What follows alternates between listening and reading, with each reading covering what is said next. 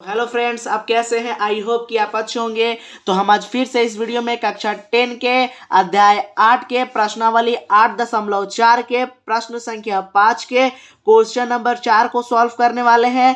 तो यहाँ पे एकदम ध्यान से देखिए कि क्या कह रहा है। बोल रहा है 1 plus sec A by sec A बराबर है sine square A by 1 minus cos A के। ठीक है, और यहाँ पे कुछ संकेत बिंदु भी दिया हुआ है मदद करने के लिए, उसको देखना है। ठीक है, बोल रहा है कि वाम पक्ष और दायां पक्ष को अलग अलग सरल करना है। ठीक है, वाम पक्ष का मतलब होता है बायां वाला भाग। ठीक है, इसको वाम पक्ष इसको बोलते हैं, यानी कि जो बायां भाग होता है उसे हम लोग वाम पक्ष भी कहते हैं। यानी कि बोल रहा है कि इस पक्ष को और इस पक्ष को अलग अलग हम लोग को सॉल्व करना है और दिखाना है कि ये वाला जो पक्ष है इस पक्ष के क्या है, बराबर है। यानी इसको अगर एलएचएस पता है आपको कि बायां को एलएचएस बोलते हैं और दायां को आरएचएस, एलएचएस को अलग सॉल्व करना है और आरएचएस को अलग सॉल्व करना है और दिखाना है कि एलएचएस जो है ना वो आरएचएस के क्या है, बराबर है। तो चलिए आइए हम इसको सॉल्व करेंगे। सबसे पहले क्या करते हैं कि हम इसमें एलएचएस को सॉल्व करेंगे और फिर आरएचएस को, क्योंकि बोल रहा है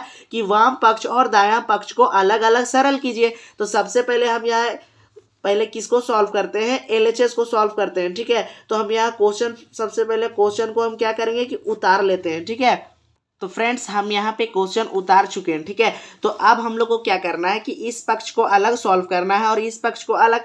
तो इस पक्ष को लिख लेते हैं हम एलएचएस, क्योंकि जो बायां ओर होता है उसे हम लोग एलएचएस बोलते हैं।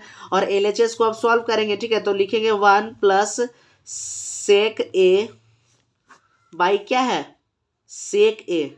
ठीक है, अब यहाँ पे हमको इसको सॉल्व करना है। तो इसको सॉल्व करने के लिए आपको पता होना चाहिए कि जो सेक ए होता है ना वो किसके बराबर होता है। यहाँ देखिए, जो सेक ए होता है वो बराबर होता है 1 बाई कॉस ए के। ठीक है, जो सेक ए है वो हमारा बराबर होता है 1 बाई कॉस ए के। तो इसे हम लोग साइड में ऐसे लिख लेंगे। ठीक है, आप लिख भी सकते हैं जब क्वेश्चन सॉल्व करेंगे और नहीं भी लिख सकते हैं उस समय। ठीक है, तो यदि आप लिखेंगे तो अच्छा रहेगा। ठीक है, तो आप लिख दीजिएगा। ठीक है, उसके बाद देखिए सेक ए की जगह हम लोग लिख सकते हैं 1 बाई कॉस ए। ठीक है, अब बाई इसमें भी क्या करेंगे कि सेक ए की जगह लिखेंगे 1 बाई कॉस ए।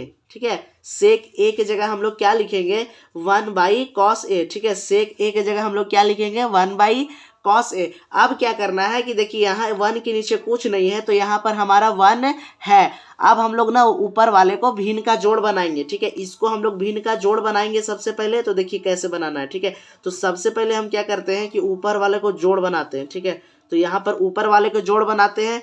1 और कॉस ए का जब एलसीएम लेंगे तो मेरा क्या आएगा, कॉस ए आएगा। ठीक है, अब 1 को डिवाइड करेंगे कॉस ए से तो कॉस ही ए आएगा, और कॉस ए को 1 से मल्टीप्लाई करेंगे तो मेरा क्या आएगा, कॉस ए ही वापस आएगा। ठीक है, तो यहाँ कॉस ए है, फिर प्लस है, फिर क्या करेंगे कि कॉस ए को कॉस ए से डिवाइड देना है। ठीक है, ये कॉस ए है ना, अब इस कॉस से इसको डिवाइड देंगे तो कटेगा तो 1 आएगा, और 1 को 1 से इंटू करेंगे तो 1 आएगा। ठीक है, और नीचे हमारा क्या है, 1 बाई कॉस ए। ठीक है, 1 बाई कॉस ए। अब यहाँ पे हम लोग को क्या करना है कि देखिए ये जो पूरा पक्ष है ये भागा में है। अब भागा में जब ऊपर वाले के गुना में जाएगा तो यह पलट जाएगा। ठीक है, अब कैसे पलटेगा, सो यहाँ पे देखिए। ठीक है, यहाँ पे क्या है हमारा, देखिए यहाँ पे कॉस ए प्लस 1, तो लिख लेते हैं कॉस ए प्लस 1, और बाई में क्या है, कॉस ए, कॉस ए। और नीचे वाले जो भागा में अगर उसको हम लोग गुना में भेजते हैं तो क्या होता है कि जो नीचे वाला होता है वो ऊपर चला जाता है। यहाँ कॉस ए है तो कॉस से ऊपर चला गया,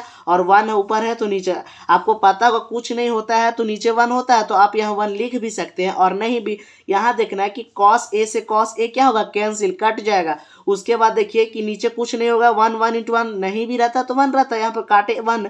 यहाँ पर यदि हम लिख दे भी आंसर पे कि नीचे 1 है तो क्या दिक्कत है, लिख भी देंगे तो भी नहीं भी रहता तो भी रहता। तो यहाँ देखिए कॉस ए प्लस 1 क्या होगा, और इंटू यहाँ पे कॉस ए प्लस 1 को इंटू करेंगे कॉस ए प्लस 1 के साथ तो भी कॉस ए प्लस 1 ही आएगा। इसको हम लोग ना समीकरण 1 मान लेंगे।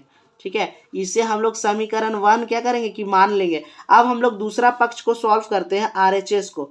ठीक है, आरएचएस क्या है हमारा, sine square A by 1 minus cos square A. ठीक है, तो आरएचएस लिख लेते हैं sine square A by 1 minus cos A.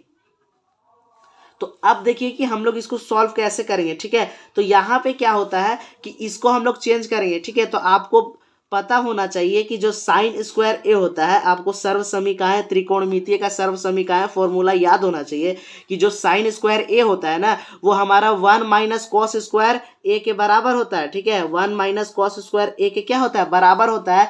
तो हम यहाँ पे साइन स्क्वायर ए के जगह 1 माइनस कॉस स्क्वायर ए लिख सकते हैं। तो यहाँ पे हम लिख देंगे 1 माइनस कॉस स्क्वायर ए, और फिर नीचे क्या है हमारा 1 माइनस कॉस ए, ठीक है। अब यहाँ पे ध्यान देना है कि यदि हम 1 पे स्क्वायर भी कर दे तो भी कुछ बदलाव नहीं होने वाला है, ठीक है। तो भी 1 का स्क्वायर करेंगे तो 1 ही आएगा, सॉल्व करने के बाद आंसर यही आएगा। तो अब देखिए कि स्क्वायर क्यों किए हैं, स्क्वायर करने से क्या हो गया हमारा कि यह देखिए कि ए स्क्वायर माइनस बी स्क्वायर के फॉर्म में आ गया। तो इसका एक फॉर्मूला होता है जो होता है ए प्लस बी, और फिर होता है इंटू ए माइनस बी।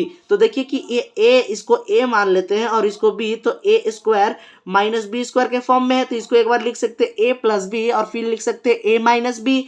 तो हम ऊपर वाले को लिख लेंगे कैसे, एक बार लिख देते हैं ए प्लस बी, ठीक है। तो 1 प्लस कॉस ए, और उसके बाद इंटू में क्या लिखेंगे ए माइनस बी। तो यहाँ पर लिख देंगे कि 1 माइनस कॉस ए, ठीक है।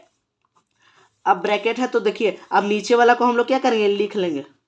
अब यहाँ पे आप देखिए कि एक कॉस, देखिए 1 माइनस कॉस है और 1 माइनस कॉस है। तो 1 माइनस कॉस से 1 माइनस कॉस से क्या होगा, कट जाएगा, और उसके बाद हमारा क्या बचेगा 1 प्लस कॉस ए, ठीक है। इसको हम लोग समीकरण 2 मान लेते हैं, ठीक है। इसको हम लोग समीकरण 2 मान लेंगे। अब यहाँ पे देखिए कि 1 प्लस कॉस ए यहाँ भी आया है, और जब हम लोग समीकरण 1 को सॉल्व किए हैं उसमें देखिए कॉस ए प्लस 1, ठीक है।